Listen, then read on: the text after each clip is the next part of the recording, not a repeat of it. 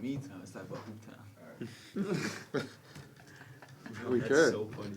Good. It's actually so funny. All right, welcome to episode 7 of Whiteboard Wednesdays. We're back at it. I think we've been really having a lot of hype in the city for the last couple days, and we're basically 28 hours or 30 hours away from tip of Game 1 of the NBA Finals, which will start off here in Toronto. I just think, we've came a long ways from a basketball perspective, but let's kind of review that game and just get your guys' thoughts on kind of the ups and downs in that game. Was there ever a point in that game you thought, oh my goodness, this isn't going to happen here in Toronto tonight? First off, I guess I'll start it. I think it was The game plan just. Do you wasn't remember working. what was going through your head that night? No, I do. Are you sure? Somewhat. By the end All of right. it, no. All right. But at least for the game, we were all good. Because my drunk text was all about you. I don't know how you're going to survive to a 9 p.m. tip. Gosh. No, it was a good game though. I think the one thing though that just kept happening, it was a constant theme of at least that first almost 3/4 of the game, was the Raptors were just constantly trying to just run a high ball screen, and not much was happening off of it. Also, a lot of the shots that we were taking, and a lot of them were good looks, shots just weren't dropping, and they were on fire to start Milwaukee. They were just going, and you could kind of feel that momentum shift in the series, because we went 3 straight. To go 4 straight is pretty tough. Especially against Milwaukee, yeah. who didn't lose more than, 2 in a row all season? Mm-hmm. And we go 4 straight on it? Yeah, and they're showing consistency of the team that we're about to play. So I think it was good that we were able to prove that against a solid Eastern Conference team. That was good. Absolutely. What were your takes, Manny? I mean, you were a guy that had to potentially run around with no shirt on. Yes, I got saved from that one. I think when Coach Nurse made the switch of putting Leonard on Giannis, I think that was a game changer in the series. Things kind of changed for them. But in terms of last game, when Middleton hit that turnaround shot from the 3 at the last second, I was like, man, it's one of those days, And so, but it's so evident the teams is playing for each other, trying to win, and so it's just great to see them get it done. I like the fact that, Milwaukee's so young. They got a couple veterans, but their future's bright. That's going to be a battle in the Eastern Conference for a while to come, I think, is, if Toronto could stay together in terms of re-signing Kawhi and bring back a core and maybe add another dude. I think we could be seeing this Milwaukee-Toronto in the East for a while to come. What were your thoughts on the game, Brandon? It's funny, just from watching a lot of NBA games, because when I saw the second quarter, halfway through, Raptors were down 15, and it just seemed like things were just going at every which way for Milwaukee. But just knowing how the game is now, especially just because everybody could score at will. And I remember I was heading over to Coach John Sedor's house, and he lives about 10 minutes away. Was that a shout-out to him? Shout out to my guy, John. Because he drank all his beer. The funny thing is, when I got there, Raptors were only down 2. And so, it just shows, whether it's a 15, 20, even 30-point lead with Golden State and the Clippers, that doesn't matter. That lead's going to change drastically. The teams are going to go on runs. So, when I first saw it, my initial thought was, dang, it really might not happen here. Milwaukee just might take this and run with it. But just knowing, the kind of player, Kawhi is and, the supporting cast around him and stuff like that, I knew it was going to – I had to feel my other side of me was, it was going to be a dogfight. What happens if Toronto loses that game and goes back to Milwaukee Game 7? Is that the momentum swing is that huge that you kind of won those 3 in a row, and then you lose one on home court and have to go fight where they don't lose at home. Well, they weren't losing at home until they came up against us. But just to switch the topic quickly, I turn on the game, I'm sitting there, I'm watching it, and I see Drake. And right away, I look at his 100 Miles sweatshirt, and I'm like, this guy really came, and he's really trolling everybody today. Because I don't think a lot of people really picked up on the meaning of that sweatshirt and the bandana he was wearing. If you go back, I posted a picture. Tupac from Above the Rim wore that exact same sweatshirt with a bandana in the movie when he played the role of Birdie. And basically what Drake was saying is hey, these sidelines are mine. You guys can talk all you want about me standing up and giving massages to Nick Nurse, but I basically run shit here. So and then hopefully, he trademarked that Kawaii River Yeah, because catch I on think that he was can. everything. He could really, add that to the clothing line now and work with 100 Miles and sell those because I think those would sell like crazy. Just the trolling too with the owner of the Milwaukee Bucks, the Oh, daughter. changing his That was IG hilarious. pic? Changing his IG picture to her and just saying like it's kind of talking about how it's war now and he's totally open to all the smoke. I loved every second of that. I thought that was awesome. But What what makes me excited though, sorry to you, is that I see a Draymond and Drake battle coming up. Yeah, We for talked about it sure. yesterday. That's gonna be For sure. I mean, here's how I'd mess with Draymond if I was Drake. I dead ass would show up at the first game wearing a Draymond Green jersey and sit courtside because this whole thing about Drake and being a jinx and when he wears other people's jerseys they lose. I think I'd just mess with Draymond right off the bat of like wearing a Draymond jersey and make sure that I'm just in his face the whole time sitting courtside because there's really no. I mean, when you look at Giannis and you look at there was some beefs that were created through the series. What's really a beef that's besides Draymond? Curry's basically from Toronto. Yeah. Like, and in terms of he's coming home and he's comfortable here, so we got to get him out of his comfort zone. Right. Hopefully Drake's got his OVO guys, having Jurassic Park outside of the Ritz-Carlton if they're staying there or pulling fire alarms or something just to disrupt Golden State. But I think, moving into the future here and kind of predicting, I absolutely think that the Raps have to win one here and they have to win one in Golden State for this to be a series. I'm still in shock thinking like, man, the Raptors could really win the NBA championship this year, and we could finally kind of get out of this being a hockey city, and I think that talk's kind of got it just dead now in terms of I mean you can't call yourself a hockey city if you haven't won since the 1960s before any of us were ever around, and I mean you're talking just years and years and years of defeat and letdown, and now we finally have someone here. I mean, the happiest this city's been right now. The only other time before that was with the Blue Jays when the Blue Jays won, and you look at it, that's the only other time we've really been since the '60s on a world stage. And with social media now, I mean, back in the '60s, it probably took a week for someone on the West Coast to figure out the least one. But I think this is a basketball city, a basketball town, a basketball culture. I think when you look at the culture of going to a Raptors game and sitting in that arena, it's a younger generation of crowd versus when you go to a Leafs game, who people will those tickets It's to. a lot more corporate too. It is. With the Leafs game. Yeah. And you just look at it is this is what this city needed, and I think this is what is going to continue to be the expectation now. So does Masai's job get harder? Man, Masai, like when the buzzer went, that's actually the first person I thought about. What Masai's done is just absolutely remarkable. You fired the coach of the year, you take away the heart of the team and DeMar, split DeMar and Kyle. I think Masai, man, that's a great question, T. Man, I don't think it gets any easier, that's for sure. We're trying to re-sign Kawhi right now. If they don't re-sign Kawhi, what happens to this Raptors team? What happens to this city?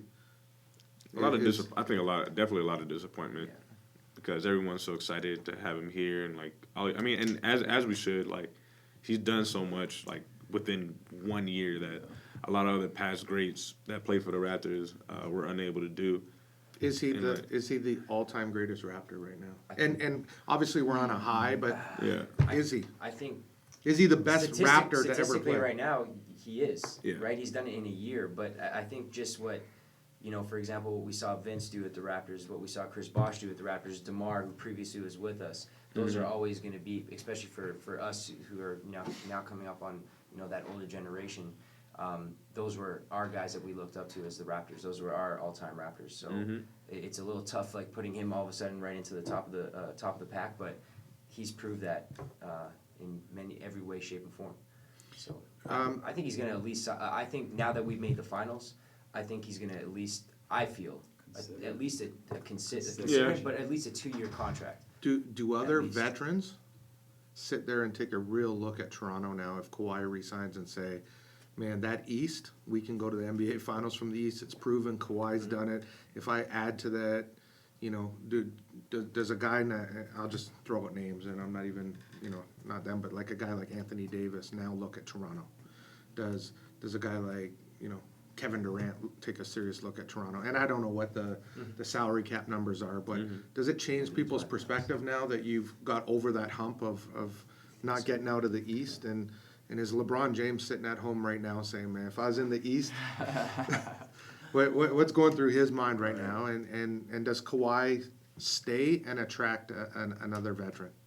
I think he definitely could, because like, if it was me and like I look at Kawhi again, like will to win, consistent, shooting over 60% from the field, and just knowing like how that Raptor team is, like good role players, everyone works together and all that kind of stuff. And I think like, yeah, I would definitely consider looking to go into Toronto and like, you know, having a good chance of like making it to the finals. I don't think Toronto takes a knock on like actual organization. I think it's more so the outside factors. When you think about weather, when you think about like, I heard something about like how tax stuff works now that you're in Canada, playing for a Canadian team, something like that along those lines. So I don't think it's the actual organization. I think it's like everything else that comes with it, you know. But then again, Toronto's a great city, you know. I mean, talk about from a multicultural standpoint. I mean, for Kawhi right now, I mean, like, you know, if you lose a little more taxes and you gain multi-million-dollar condos for free and you eat for free in restaurants for the rest of your life, I think there's a balance there in it. I think we'd be, you know, severely disappointed. A group of coaches sitting around the table right now. What job has Nick Nurse done? And how hard was it for him to have to show and prove after Dwayne Casey is let go? His assistant is promoted, and now he's in the NBA Finals. How you know, obviously having Kawhi is a huge help, but you know, we all know the coach is kind of making this thing tick. Right. He's done a great job. What are you guys' thoughts on that? I feel like he's definitely weathered the storm. I think, you know, like how we just mentioned previously, how we got rid of Dwayne Casey. That was a huge knock to us as a franchise, and a lot of people, how consistent he was for, I think it was about 7 years he was with us. To see him leave and then, you know, obviously add our assistant into the role and not even consider who we just actually played against with Budenholzer. I think that for a lot of fans and Toronto people, we were a little bit shocked by it, but he's definitely done a good job of keeping the guys together. And I think more or less, even though we've added pieces, the message is still the same. The group is still similar, at least the core of it. And I heard actually, and once again, I could be wrong, but it was one of the parents that one of the kids I coached with, Etobicoke Thunder. He actually mentioned to me yesterday, we were talking about coaching changes in the NBA. And he mentioned, and he's a huge stat guy, so I kind of hold him to his word when he says these kind of things, because he's always researching different stuff. And he was the first guy to mention to me last night in a message about Rana to the Kings, and we'll get to that obviously, but he's telling me about when a head coach, at least, unless it's a guy like Pop or, for example, Phil Jackson, one of those like legendary coaches, there's like that 3% change in an organization from like the culture standpoint and the whole change of the dynamics of what they might run as a system. There's that 3% change. So they've really kind of, I want to say, picked up where they left off, because he was with Dwayne Casey for most of the time that he was here. Well, and I think Dwayne Casey made some comments throughout the year when Detroit kept beating the Raptors. Yeah. You know, it's pretty easy to beat the Raptors right now when they're still running the same stuff I did. And I think that's kind of, but and that's what I mean. At the end of the day, yes, Nick Nurse now has that head voice, but regardless of if there was a big change or he brought in whatever he brought in with what his coaching philosophies are, I think that he's done a great job just kind of keeping us, you know, level-headed, keeping us steady, and keeping us consistent. We've always been right there, and now I feel like it's just our time. What you know, in the running, I don't know, and Mark, maybe you could pull this up, or who's in the running for Coach of the Year this year? And is his name even in consideration right now? That's a good question. Going from never coaching as a head coach in the NBA to the NBA Finals in his first year, and what are the likelihood that the Toronto Raptors have back-to-back Coach of the Years? And what's Dwayne Casey sitting at home thinking right now? I mean, he's happy in Detroit, he's rehired, but if he was still with the Raptors, are they in the NBA Finals, or did they need that change to move forward? Or Yeah. or did we get Kawhi if he was still here? Yeah, that's such a Enjoy. that's such an interesting that's a great question to think about. But I think at the end of the day, like I heard it all year as my first year coaching and just doing research. Like you can be the best coach in the world, but at the end of the day, you need talent around you if you're trying to win.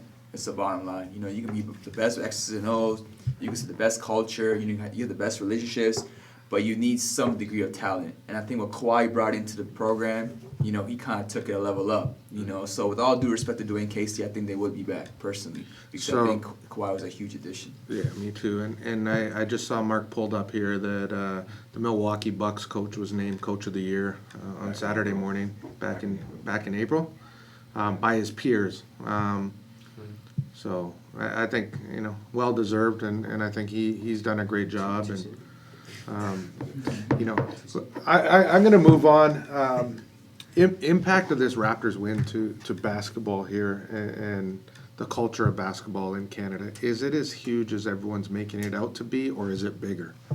I'll throw that to you, Manny. It's huge, and the reason I feel that way is because back in the 2000s, when all Vince Carter was doing was breaking the rim and doing all sorts of crazy dunks, that's how people picked up basketball in Canada.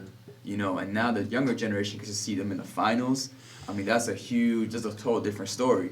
Back in 2000, you used to see the Lakers in the finals with Kobe and Shaq, and LA's produced heck of basketball players. They've always had strong NBA team. And now the Raptors, I think it's going to be a huge impact. I think a lot more kids are going to pick up a basketball.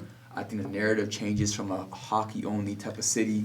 And I think if Vince Carter can have an impact like he did just from the excitement he brought, I think the winning just going to take it to a whole other level.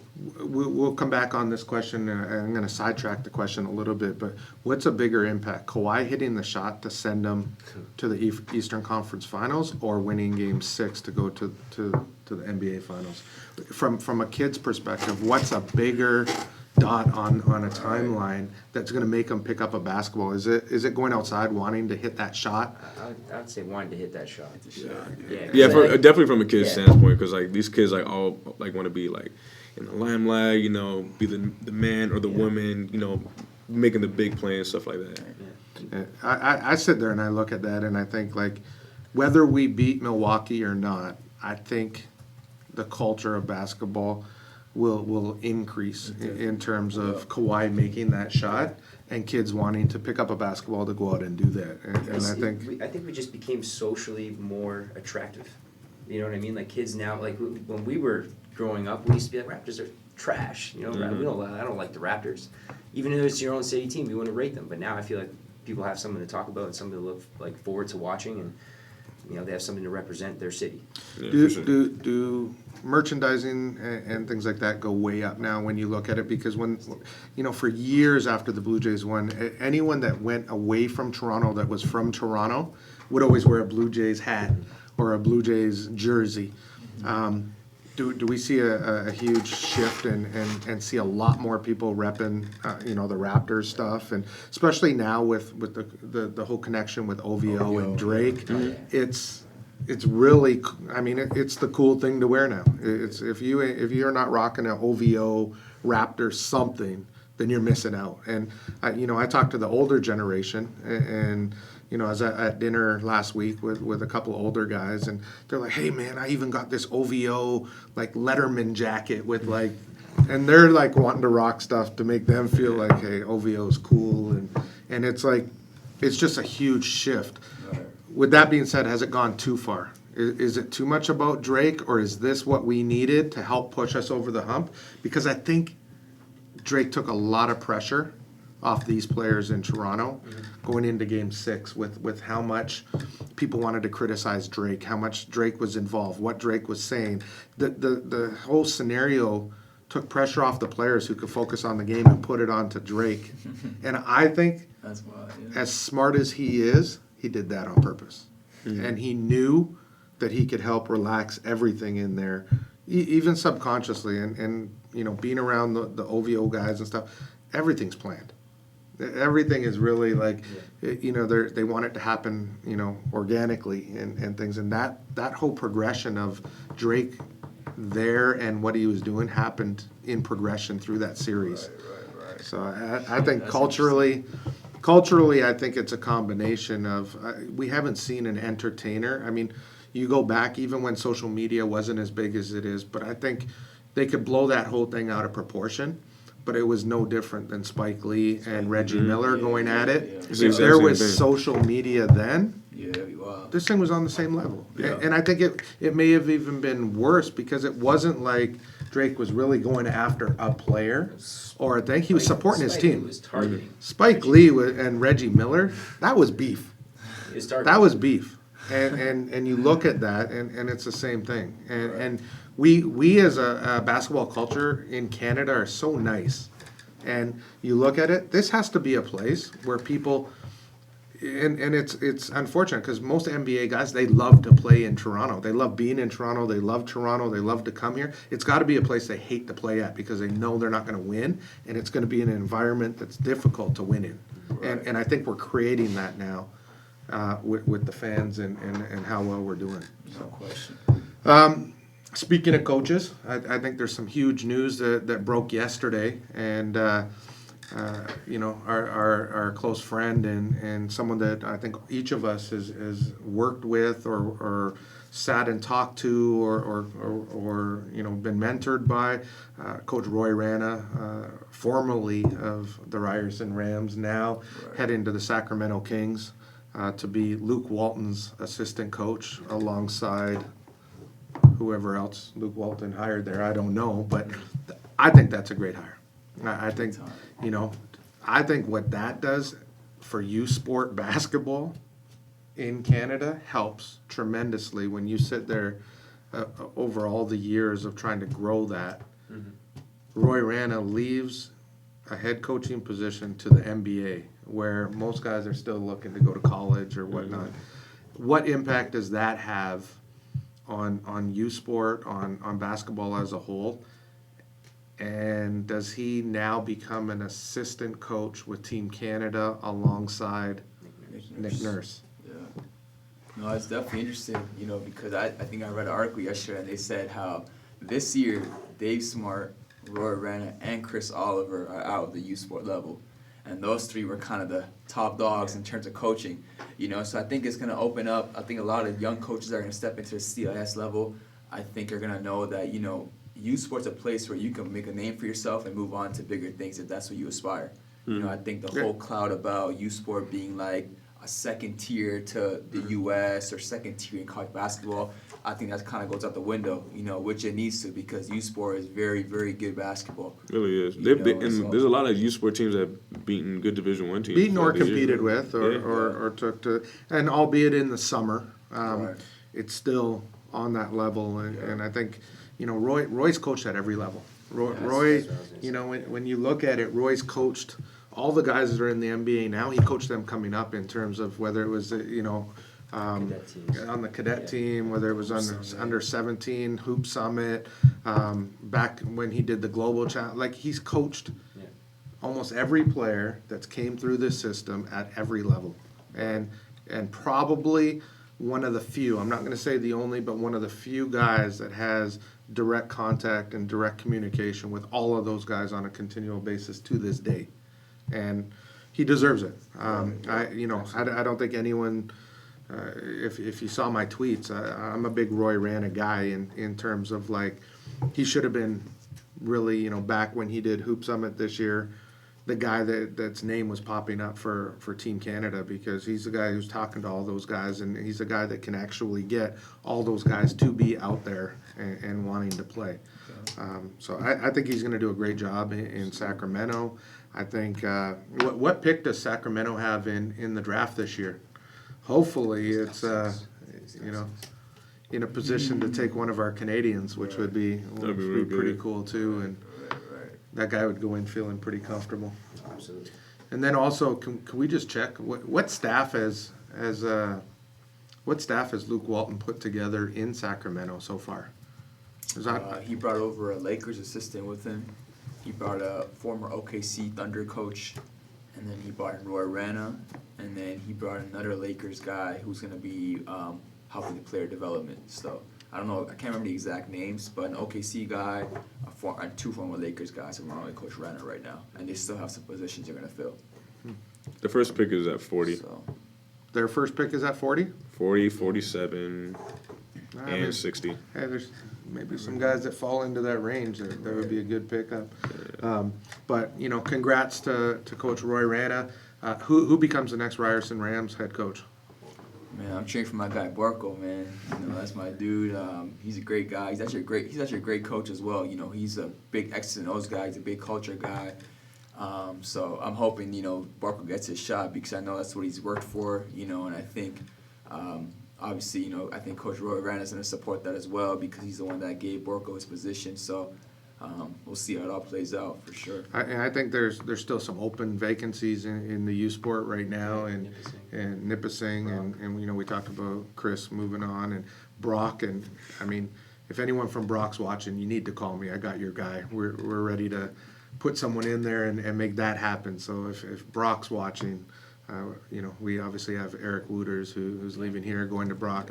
We got a perfect head coach for you to go in there, recruit, and keep that program where Coach Kissy took it, and hopefully, you know, grow it even more. So, with that being said, you know, we're talking U Sport. Let's move on to the NCAA right now. There was some news that came out on, I believe it was yesterday, Tuesday, that there is a triple header coming to Toronto at the Scotiabank Arena, November 16th, Saturday, where 6 NCAA teams will come up here and hoop in Toronto. That's huge.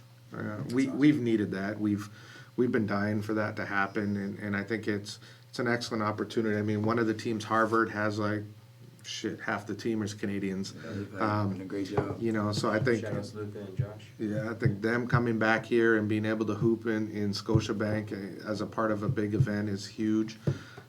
You just look at it, it's kind of one thing after another that continues to grow the basketball landscape here in Toronto. And I think, you know, what impact do you think this now has on, you know, kids that are looking? And now we always sit here and talk about, you know, man, we just need the kids to go to see a college game. We need them to see a practice. We need them to see what they're not doing that's going to be expected. And now, I mean, it might not be to that level, but the level of competition and being able to sit there and watch a college basketball game in person, does that impact what we're trying to do here in Canada? Yeah. I definitely do think it does, you know, from the perspective that, you know, I've had times where I volunteer to take some of our guys up to practice because I think until you're there, you don't understand, you know, how high of a level this really is. You know, the coaches that are at the NCAA level are absolutely great coaches. And it's just a whole different, you know, it's a lot easier said than done. You know, people throw around D1, you know, people throw, even D2, people throw around those words so casually, but what it actually means, you know, I think this would be a good way to showcase right in front of you guys, like, this is what that level is. You know, we have guys that are we have 6-foot guards here that, you know, aspire to be wings at the D1 level, and that's just not how it works. So little stuff like that, like, you know, a wing that's a wing for you. You know, he's able to shoot it, you know, he's able to go off the dribble. So I think little stuff like that, I think it's gonna be great for the youth especially as well. So Absolutely. Does this go off with a bang in Toronto with everything that's going on? Is this going to be an event that the community here really takes to and pushes to fill Scotiabank Arena for this event? I would hope so. Yeah, I think it definitely has a lot of potential because I mean, it's becoming like basketball has grown so much here, and we have a lot of Canadians playing at the Division I, Division II level, even junior college, and I think just seeing, you know, these Division I schools coming in, high Division I schools coming in, it'll definitely attract, you know, a lot of people to come out and support. And I think if and it should turn out well, it's going to attract even more schools. You know, hey, like we want to, you know, be part of this circuit. You know, It becomes something like the Bahamas tournament. Yeah. or I whatnot. think what set it off though too is just Duke coming last year and doing that 3-game kind of stint with McGill, U of T, and sorry, who else did they play again? Even if I forget the 13, but I think it was Windsor. I might be wrong though. Despite the fact, I think just the whole idea of Duke coming in. Now they had so much hype with RJ and Zion and Cam and Trey with so many guys there, so many powerhouse names. But just the factor of, like, for example, we're talking about Washington and sort of what's the other in Tennessee coming in, right? I mean, that's a big game. That's a big game to Washington doesn't even have to bring their cheerleaders because their number one cheerleader's already here. Yeah, but So it's like, there's gonna be some dudes we're gonna on the have Jeremy running around yelling, Yeah, "Go yeah, Dogs!" the whole game. for at least from September to November 16th, where that's all we're gonna hear. And he's missing right now. He got Yeah. deported. Yeah. He's on vacation back in LA, and knowing him, he's probably watching this. Yeah. So go Dogs. Nice. Speaking of still the attorney, I think I read one thing. There's been a lot of conversation in the past about possibly hosting the first round games here in Toronto That'd be dope. of the tournament. Because when you think about it from a marketing standpoint, you got Buffalo 2 hours away, you got Michigan 4 hours away, you got Detroit 4 hours away. And that's always what we're having to do, right? We have to Yeah. go to Michigan for, or whatever. And so go they're to like, Buffalo to and in watch a game. Toronto, with the way basketball's on the rise in Canada, there's been talks about the first round. So I think this will be a great test to see the turnout that they actually get. Yeah, I think that's still 5 years out, but I Yeah. think if this thing really starts to blow up and it turns into equivalent to what they do at the Barclays Center or at MSG with these midseason Big showcases or little tournaments, if we could get it to a point where it's a tournament, I think that would be pretty cool, similar to Battle for Atlantis and the 2K Classic and things like that, where we could turn that into here. What's the name of the event, Manny? The Naismith Classic, I think it is. Yeah, I know Naismith's part of it. They're celebrating the Naismith and the fact that a game was created here. Naismith Classic. The James Naismith Classic, yeah. So big for Toronto. Mhm. Big for thing. I'm gonna get to. We have a viewer question from Lady123. It says, Manny, why didn't you go shirtless anyways? Oh man, why didn't I show this anyways? Wow, I think it's Wow, better. you have it like that, Manny? Is that a real question? That's a real question. Oh man. From Lady123. You got some explaining to do. Right. If she starts to know what kind of tattoos you have, you in trouble. I don't have any tattoos, man. I don't got no tattoos, but I think it's a weather factor for sure. It was the weather factor? Yeah, man. Definitely. So, Our other question was, can Pat have an odds are this week on a bet of Golden State versus Toronto first game? Who do you got? shoot. I got Raptors. He's got Raptors. So the odds, let's do this. I'll take Golden State game one, just for the fact of we're going to do this odds are. Uh-huh. And if you lose, you have to mow the soccer field with a real lawnmower. Running at full speed as you're Oh, working. the manual one? Okay. Oh, All right, bet. It's I'll great take that conditioning. one. It's great. You could bring. I seen you run in the gym your treadmill. This guy, if anyone follows Pat, you got to follow him on IG because he loves to run into the camera and talk to you while he's doing it. So we could get an entire, and maybe this is it. We see, without missing a spot, if you can mow the entire soccer field in under 20 minutes. In under 20 minutes. Without running out of gas. Yeah, that's a workout. Let's go. Odds are. We'll have Manny running with a gas tank right beside it. Manny runs too, so I know Yeah. he'll be fine with pacing beside me. Odds are. Ooh. You just pick between 1 and whatever it is. Let's go 10. 1 and 10. Oh. I'm being risky today. He I'm is. being risky. I was gonna go 20, but Manny, you're let's gonna keep this count us fun. down. Okay. Oh god. Okay, you guys ready? Okay. 3, 2, 1. 4. Oh, Damn. And I was gonna go 3. And I was That gonna would've go been 2. terrible. Oh my god. We were a little off. That would have been good. Oh. But shit. I was actually nervous. Jesse would have saved some money on lawn care this week. We might have to bring that one back next I would week. have told the people outside, yo, relax. No, I think I'm gonna give when Jeremy comes back. The next odds are is gonna be mow the soccer field, but with those granny mowers, the ones that just spin. Oh, You just God. start- Oh my god. That'd be terrible. you have a backyard the size of this table mower. So, anyways, this was a good conversation this week. Mark, any viewer comments? Nothing.